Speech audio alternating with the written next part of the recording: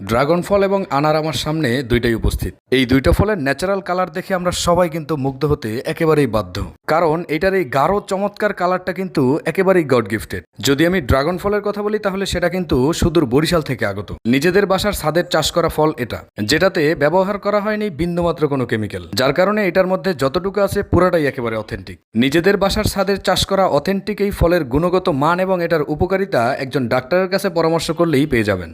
তারপরে যদি বলি কালারের কথা, এই যে কালারটা রয়েছে ন্যাচারাল কালার, এটাতে কিন্তু কোনো প্রকারের পার্শ্ব প্রতিক্রিয়া নেই, কেননা এটা একেবারেই উৎপন্ন হয়েছে প্রকৃতি থেকে। ড্রাগন ফলের কালারের আরও একটা বৈশিষ্ট্য হচ্ছে, আপনি যখন এটা খাবেন আপনার ঠোঁট মুখ দাঁত সবগুলোই কিন্তু একেবারে লালে লাল হয়ে যাবে, মনে হবে যেন কেউ একগাদা রং আপনার মুখে ঢেলে দিয়েছে। আর যদি বলি আনারের কথা, তবে সেখানে একটা উইকনেস আছে, সেটা হচ্ছে আনারের কষ কিন্তু ভারী একেবারে বিরক্তিকর। সেটা দাঁতে লেগে থাকলে কালো হয়ে যাবে, হাতে লেগে থাকলে হাতের নখও কিন্তু একেবারেই কালো হয়ে যাবে।